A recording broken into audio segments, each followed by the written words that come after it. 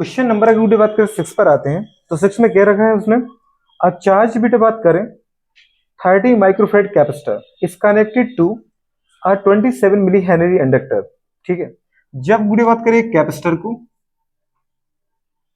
जिसका कैपेसिटेंस क्या दे रखा है, जल्दी बोलो क्या दे रखा है, 30 गुडे बात करें बिल्कुल माइक्रोफेरड। अब इसके पहले क्वेश्चन आपने 60 वाला पढ़ा था, तो 30 माइक्रोफेरड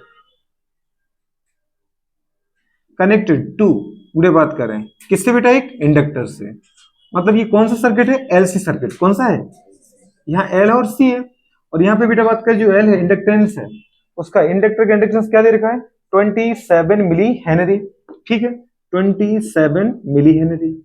हेनरी गुडे बात कैसे यूनिट होती है अच्छे से अपन को पता है, तो इसको बस मिली को गुडे बात कर लिख दो। 1 मिली इसको क्या होता है 10 टू दी पावर -3। और यहाँ बेटा बात करें कैपेसिटेंस जो दे रखा है कैपेसिटर का वो क्या है, माइक्रोफेरेड है, तो उसको फेरेड में कन्वर्ट कर दो। 1 माइक्रो मतलब 10 की पावर -6, तो ये आ गया 30 इंटू 10 की पावर -6 फेरेड। और इंडक्टेंस गुडे बात इंडक्टर का क्या है 27 10 की पावर -3 हेनरी। ये बात समझ में आ रहा है कि नहीं आ रहा है, इतनी सी बात है। जो क्वेश्चन में करते पर उसको डायग्रामेटिक कर लो। What is the angular frequency of the free oscillation of the circuit, तो मुझे गुडेस की क्या चाहिए, ओमेगा चाहिए। क्या चाहिए बेटा बात करें, माना गुडेस को किसी आपने बैटरी से जोड़ रखा है, ठीक है, उससे कुछ वोल्टेज रहा होगा, उसकी कुछ फ्रीक्वेंसी रही होगी, बात समझ पा रहा हूं, कुछ भी रहा होगा। अगर उसकी फ्रीक्वेंसी है, क्योंकि करंट अगर बह रहा है एसी सर्किट में, अगर एसी करंट बह रहा है एसी सोर्स से बेटा ये, तो इसका मतलब है कि उसकी कुछ अगर नॉर्मल फ्रीक्वेंसी तो एंगुलर फ्रीक्वेंसी भी है। तो एंगुलर फ्रीक्वेंसी गुडे बात करें क्या होगी, फ्री ऑसिलेशन का मतलब है रेजोनेंस। फ्री ऑसिलेशन का मतलब क्या होता है, रेजोनेटिंग कंडीशन। और रेजोनेंस का मतलब होता है बार बार उसी चीज का बेटा बात कर क्या करना, अपने पाथ पे गुडे बात करे क्या करना, रिट्रेस करना, बार बार अपने पाथ को फॉलो करना, उसको बोलते हैं अपन रेजोनेंस। क्या बोलते हैं, अनुनाद की कंडीशन, जो इस क्वेश्चन में मतलब प्रीवियस मतलब उस ओल्ड बुक में है और न्यू बुक में हटा दिया है। रेजोनेंस का मतलब होता है बेटा बात करें, रेजोनेंस, रेजोनेंस को हिंदी में बोलते हैं अनुनाद। अपने पढ़ा था बेसिक केमिस्ट्री में, तो अपने पढ़ चुके थे ना, बेंजीन के अंदर रेजोनेंस की स्ट्रक्चर, नाइट्रोबेंजीन, क्लोरोबेंजीन, फिनॉल पढ़े हैं ना अपन ने, टोलुइन H5 की वजह से। तो वो स्ट्रक्चर आपने देखा ना, बार बार रिपीट हो रहा है, पहले चार्ज आ रहा है फिर जा रहा है फिर दूसरे पे जा रहा है फिर उसी पे फिर आ रहा है, इस तरीके से रेजोनेंस स्ट्रक्चर।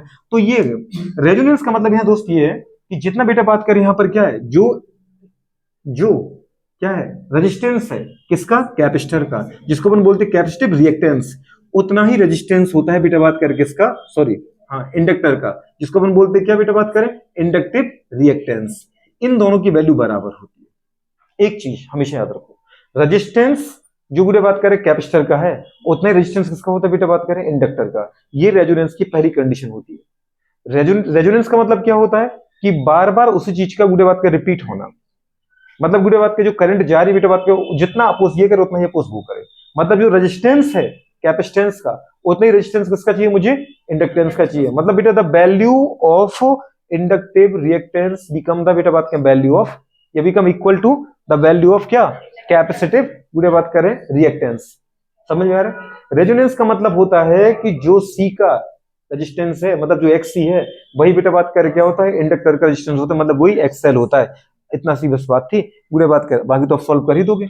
इसका मतलब क्या होता है, एक्सएल, समझ पा रहे, in resonance condition. Resonance condition बेटा बात कर क्या होता है, एक्सएल इक्वल्स टू एक्ससी। अगर एक्सएल बराबर क्या होता है, ओमेगा एल गुड़िया पढ़ाई है अपन ने, ठीक है, तो बराबर क्या होगा 1 अपॉन ओमेगा सी, क्योंकि एक्ससी की वैल्यू क्या होती है 1 upon omega C. Omega omega को एक तरफ उठा लो करो, एलसी को एक तरफ उठा लो, तो इसी फॉर्मूले को अपन क्या लिखेंगे बेटा बात करिए, ओमेगा इधर एक था और एक और ओमेगा आ गया, तो omega into omega, omega square. Omega square equals to क्या गया 1 अपॉन गुड़े बात का, ये ऊपर 1 था ना बेटा, ऊपर था 1, नीचे एल आ गया, और ये क्या आ गया सी, तो ओमेगा स्क्वायर इक्वल्स टू क्या आ गया 1 अपॉन एल सी। अब इसी को अपन लिख सकते हैं ओमेगा इक्वल्स टू, अगर मैं इसका स्क्वायर हटाऊं तो यहाँ रूट लग जाएगा बेटा, मतलब क्या आ गया 1 upon under root L C. इस क्वेश्चन को या इस फॉर्मूले को तुमने कई जगह देखा होगा फिजिक्स में। आज के टाइम पे जो न्यू बुक है उसमें से बेटा उसने एलसी सर्किट हटा दिया, अदरवाइज जो आपकी ओल्ड बुक है उसमें सेमीकंडक्टर में चले जाओ आप, सेमीकंडक्टर मुझे जो एलसी सर्किट दिया उसके अंदर ये फॉर्मूला लिखा है, एंगुलर फ्रीक्वेंसी और बेटा बात कर रहा है एलसी सर्किट इज गुडे बात कर रहे हैं omega equals to 1 upon root L by C. उठा के देखो, लिखा है ये फॉर्मूला, लिखा है कि लिखा है, कई जगह मिलेगा आपको। तो ये उसने पूछा आपसे, ये चाहिए मुझे। अब पता है गुडे बात कर क्या निकल जाएगा, ये कि नहीं निकल जाएगा, निकाल दो। तो इसको मुझे एल दे रखा है, तो सी दे रखा है, और ओमेगा पूछा है, तो क्या निकल जाएगा, कैसे आएगा बताओ, ओमेगा की वैल्यू क्या आ रही है, ओमेगा इक्वल्स टू 1 अपॉन, अच्छा कई बार बेटा बात करें एंगुलर फ्रीक्वेंसी ना पूछता, वो पूछे नॉर्मल मतलब फ्रीक्वेंसी बताओ मुझे, तो फिर ओमेगा की वैल्यू क्या होती है 2 पाई बेटा बात करें एफ, तो एफ पूछा है तो 2 पाई बराबर कितना आ गया 1 अपॉन एल सी, तो एफ बराबर कितना आ जाएगा 2 पाई को नीचे पटक दो तो वो कितना आएगा 1 अपॉन 2 पाई गुणा अंडर रूट क्या आ जाएगा एल सी, ये फॉर्मूला आएगा। फ्रीक्वेंसी पूछे तो ये आ जाएगा फॉर्मूला बेटा बात करें 1 upon 2 pi under root L C, और एंगुलर फ्रीक्वेंसी पूछे तो सीधी बात है ओमेगा पूछे 1 upon under root L C. कुछ समझ में आ रहा है कि नहीं आ रहा समझ में? ठीक है, ये कंडीशन रहता है। अच्छा कई बार दीदी बात करें वो क्यू फैक्टर भी पूछता है, इसके लिए क्या पूछता है क्यू फैक्टर, अपने पढ़ा था ना बुढ़े बात करें, तो क्यू फैक्टर की वैल्यू अगर अपन देखना चाहें तो उसकी जो वैल्यू होती है क्यू फी, अपन आपको सारा का सारा भी पढ़ेंगे, थ्योरी अपन को पढ़ना ही है पूरा, तो वो होता है 1 अपॉन बुढ़े बात करें आर अंडर रूट के अंदर बेटे बात करें एल वाई से, ये क्यू फैक्टर है, समझ पा रहे, क्वालिटी फैक्टर क्या बोलते हैं इसको, क्वालिटी फैक्टर, किसी भी सर्किट का क्यू फैक्टर क्वालिटी फैक्टर वो होता है 1 upon R into under root के अंदर एल बाय सी, ये क्वालिटी फैक्टर का फॉर्मूला है। ये बेटा बात करें फ्रीक्वेंसी का फॉर्मूला है, लेकिन कब इन रेजोनेटिंग कंडीशन, ये बेटा बात करें एंगुलर फ्रीक्वेंसी का फॉर्मूला, लेकिन कब इन रेजोनेटिंग फ्रीक्वेंसी, रेजोनेटिंग फ्रीक्वेंसी बोले फ्री ऑसिलेशन एक ही चीज है, बात समझ में आ रहा है, उसकी नहीं आ रहा है। तो omega equals to 1 upon under root के अंदर बताओ बेटा बात करें क्या लिखे अपन एल सी, एल की वैल्यू क्या है बेटा बात करें, एल की वैल्यू दे रखी थी आपको ये 27 इंटू 10 टू द पावर -3, समझ पा रहे हैं किसमें हेनरी में, इंटू सी बेटा बात करें, सी की जो वैल्यू है वो क्या दे रखा है 30 इंटू 10 टू द पावर 6 पूरे बात करें, क्या आ गया बेटा बात करें जल्दी बोलो फेरेड, अरे आगे कि नहीं आ गया।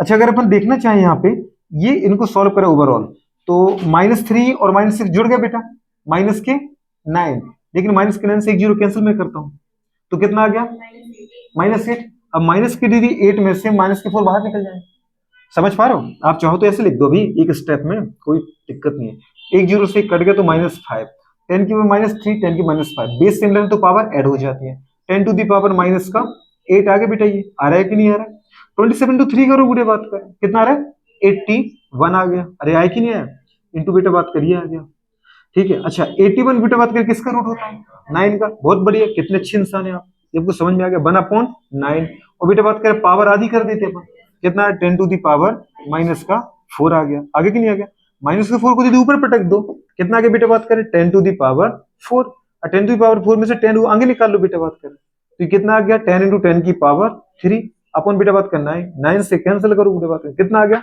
1.11 चलता रहेगा तो 1.1 इंटू 10 टू दी पावर पूरे बात करें 3 आंसर मेरा आ गया। आंसर देखो कितना आ रहा है, एंगुलर फ्रीक्वेंसी कितनी आ रही है,